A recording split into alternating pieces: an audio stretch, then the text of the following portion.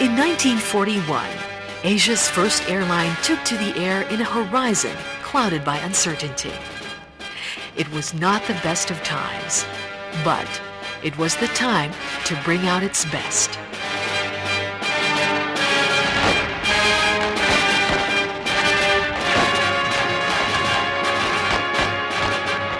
Philippine Airlines carried its first passengers from Manila to Baguio, the beginning of a 60-year voyage that would not only test the airline's viability, but also its character.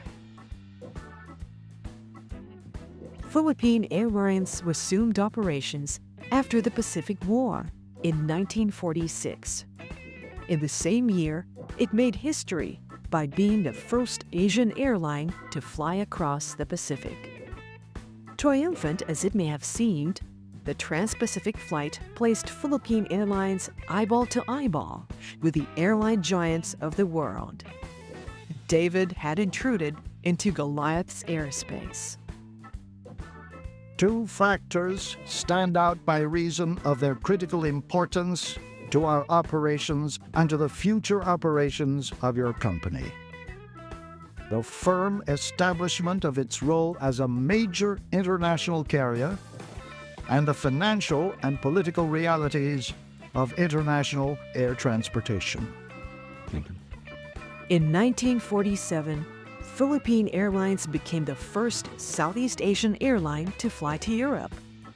It was to have its first taste of airline politics as well. Your company exerted every effort to maintain rates reasonably above operating expense. But it was a hopeless and solitary fight. Your representatives were obliged to abide by the majority rule. Your company, therefore, was forced to operate its European service at a rate level below cost.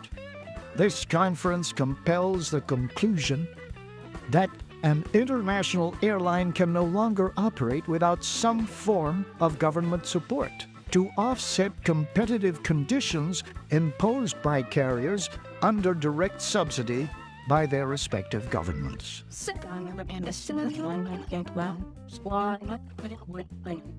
Despite the unwritten alliance of foreign airlines against upstarts like Philippine Airlines, it did not break the Philippine flag carrier's determination to succeed. In fact, Philippine Airlines rose to the ranks of top international airlines in terms of unduplicated route mileages, with a network covering 14 cities and 2/3 of the world.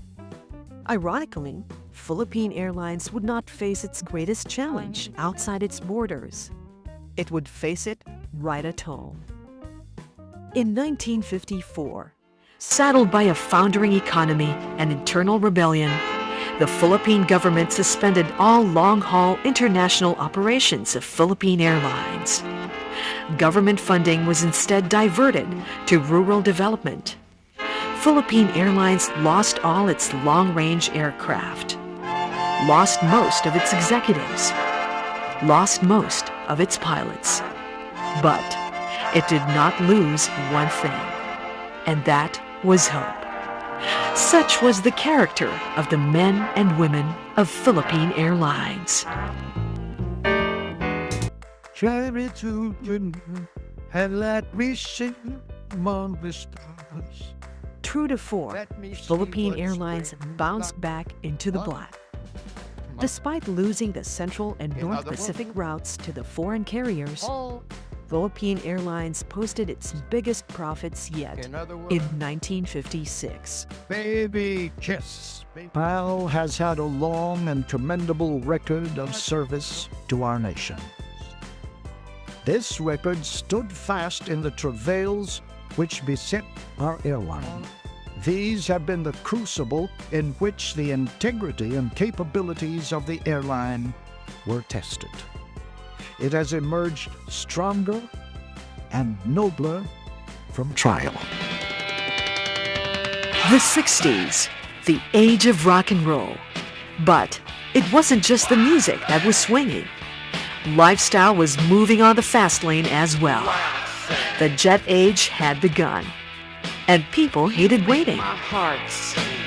Your company's drive for on-time arrival and departures was rewarded during 1962 when PAL achieved a 95.12% on-time performance rating.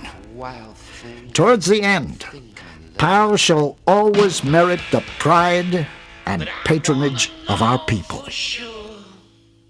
Pride and patronage. For Philippine Airlines, pursuing these goals required more than just dedication. It demanded resolve. There are monumental capital requirements your company will soon have to cope with if it is to remain abreast with technological and market developments. In the Philippines, the development of aviation should be synonymous with the development of its national flag carrier. Today, there can be no small airline if it is to be modern. In 1962, and after 8 years, Philippine Airlines resumed its long-haul international service, this time powered by jets. Though Philippine Airlines had blunted the technological edge of its foreign counterparts, it did not have the muscle which they flexed every now and then. A policy of unrestricted exposure of our country's air routes to indiscriminate capacity offerings by foreign carriers without relating them closely to the demands of the market or to the attainment of reciprocity in the exchange of air traffic rights will prove to be a double-edged sword.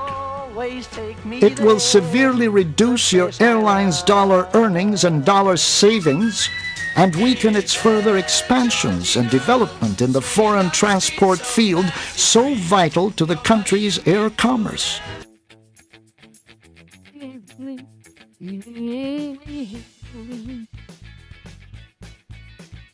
If the decade was known as the Angry 70s, it was to vent its full wrath on the airline industry worldwide.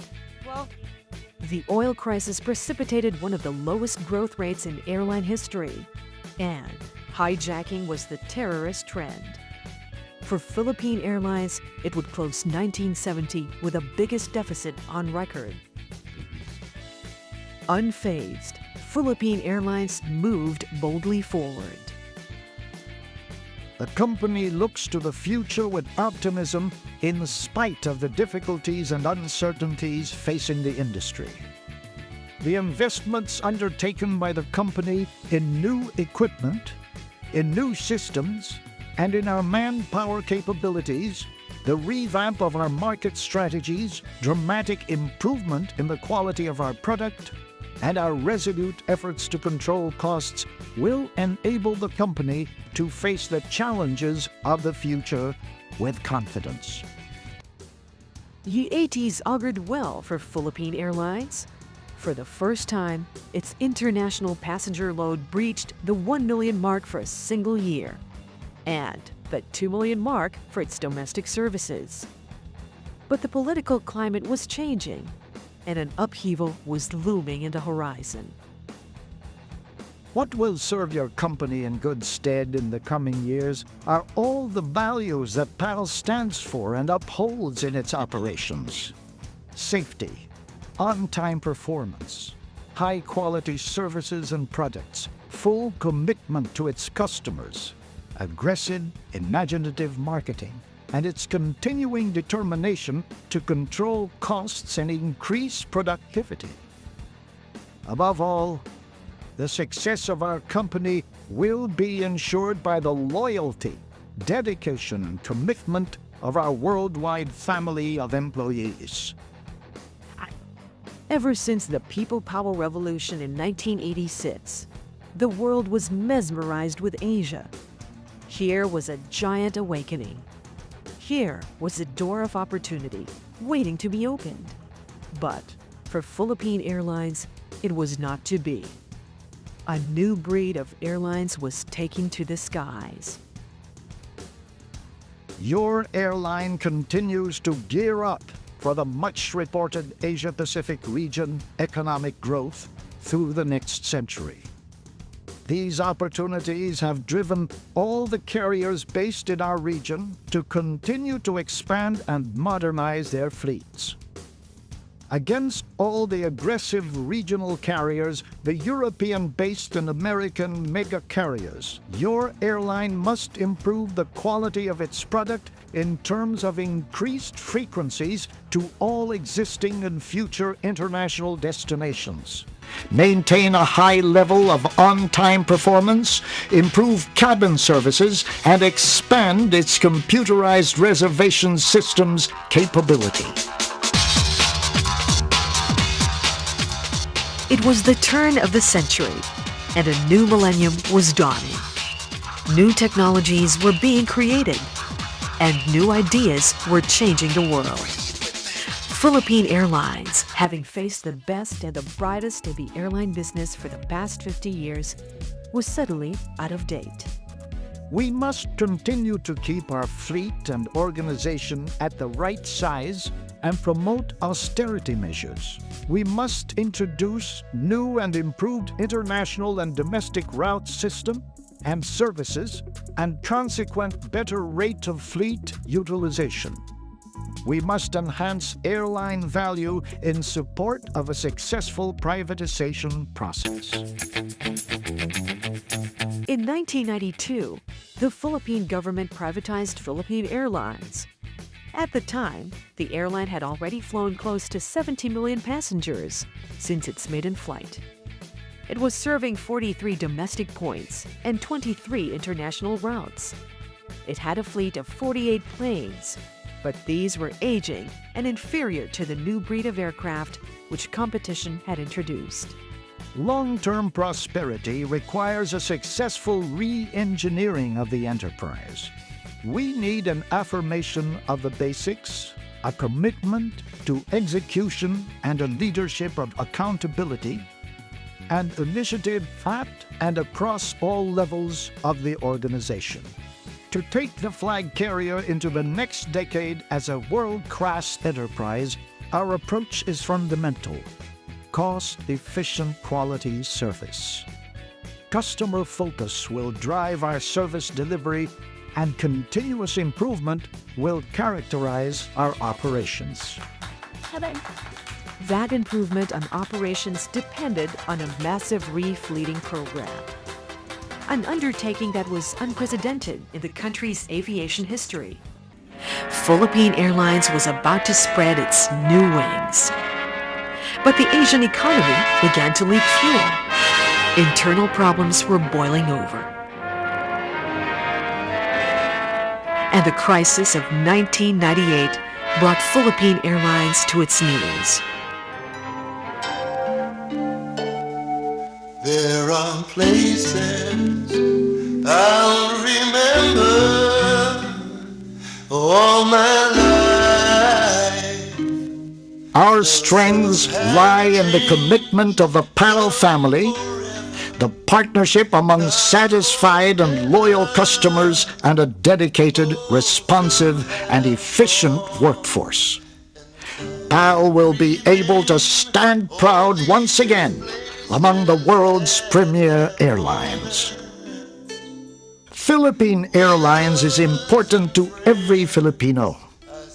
PAL represents the Philippines wherever we fly and wherever the flag carrier lands or takes off. We're up, we're off, we're soaring away to the sky, reaching for heights where only supermen fly. Confucius once said that the greatest glory is not in never falling, but in rising every time we fall. And rise, Philippine Airlines did. A turnaround that is unequaled in airline history.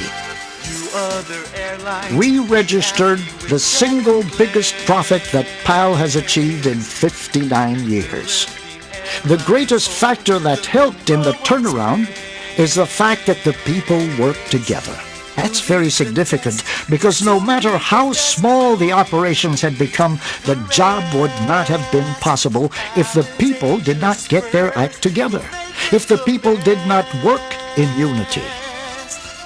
With what we have achieved so far, we can aim for the highest ranking, the 5-star. It was a call for a common vision, a call for a common goal, a call for excellence. Above all, it was a call for patriotism. Domestically, Philippine Airlines helped stimulate the local economy and unite the many islands of the archipelago. Internationally, when a PAL aircraft flies to a foreign land, it carries more than the flag and the name of our country. It carries the values and aspirations of our countrymen, the things that define us as Filipinos. Together, let us make Philippine Airlines a shining symbol of our nation, an airline with a proud legacy of 60 years' service, an airline with a vision for the future, an airline we can all be proud of as Filipinos. Today, Philippine Airlines stands proud, resilient as always, but tougher than it could ever be. The Greeks call such strength of character ADAMAS. It means the diamond, the unconquerable. Philippine Airlines at 60, beyond a proud legacy.